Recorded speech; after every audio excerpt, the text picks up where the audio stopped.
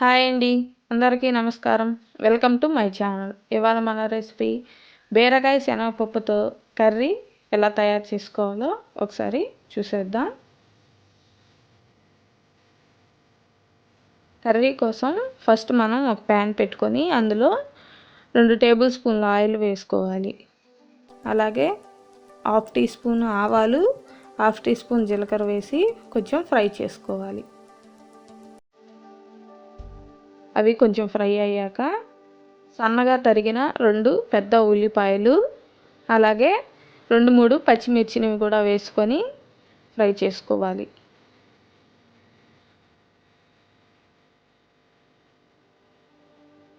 కాస్త ఫ్రై చేసుకున్నాక 1 tea spoon అల్లం వెల్లుల్లి పేస్ట్ కూడా వేసి పచ్చివాసన పోయే వరకు ఫ్రై చేసుకోవాలి.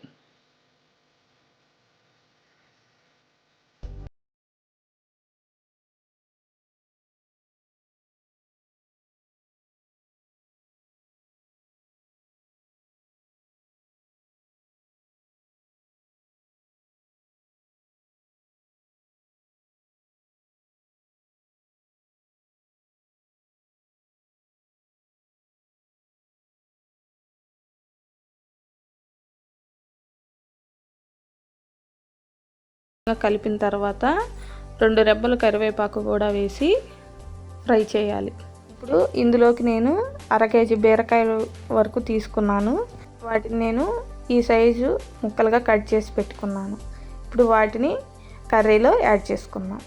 ఇప్పుడు కొంచెం మెంతాకును కూడా యాడ్ చేసుకుంటున్నాను. ఈ విధంగా మెంతాకుని యాడ్ చేయడం వల్ల కూర మంచి టేస్ట్ వస్తుంది. ఇప్పుడు ఈ మొత్తం అంతా కలిసేలా బాగా కలుపుకోవాలి. ఇలా కలుపుకున్న తర్వాత మూత పెట్టి ఒక 2-3 నిమిషాల పాటు మగ్గించుకోవాలి.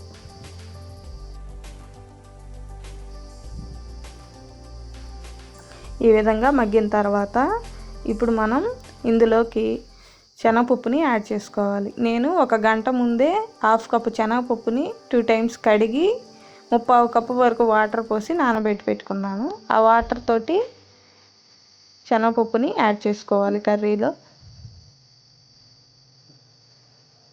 ఇలా యాడ్ చేసుకున్న తర్వాత మొత్తం అంతా బాగా కలిసేలా కలుపుకోవాలి. ఈ విధంగా కలుపుకున్న తర్వాత ఇప్పుడు 5-6 నిమిషాల పాటు మూత పెట్టి మగ్గించుకోవాలి. ఇలా ఈ విధంగా మగ్గిన తర్వాత ఇప్పుడు ఇందులోకి 1.5 టీ స్పూన్ వరకు కారం, అలాగే 1/2 టీ స్పూన్ జీలకర్ర పొడి, 1/2 టీ స్పూన్ ధనియాల పొడిని వేసి అంతా బాగా కలిసేలా కలుపుకోవాలి.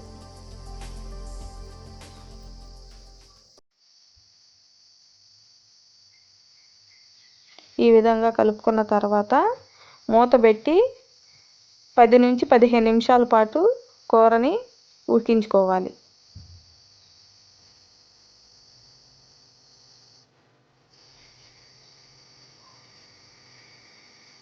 ఈ విధంగా ఉడికించుకున్న తర్వాత లాస్ట్లో ఫైనల్గా కొంచెం కొత్తిమీరను కూడా వేసుకొని కలుపుకోవాలి. ఇలా కలుపుకున్న తర్వాత స్టవ్ ఆఫ్ చేసేసుకుందాం. అంతేనండి, బీరకాయ కర్రీ రెడీ. ఇది చాలా అంటే చాలా టేస్టీగా ఉంది. మెంతికూర వేయడం వల్ల ఆ ఫ్లేవర్ కూడా చాలా బాగా వస్తుంది. ఖచ్చితంగా ట్రై చేయండి. ట్రై చేసి మీకు ఎలా వచ్చిందో కామెంట్ చేయండి. అలాగే ఈ వీడియో మీకు నచ్చినట్లయితే లైక్ చేసి, షేర్ చేసి, సబ్స్క్రైబ్ చేయండి.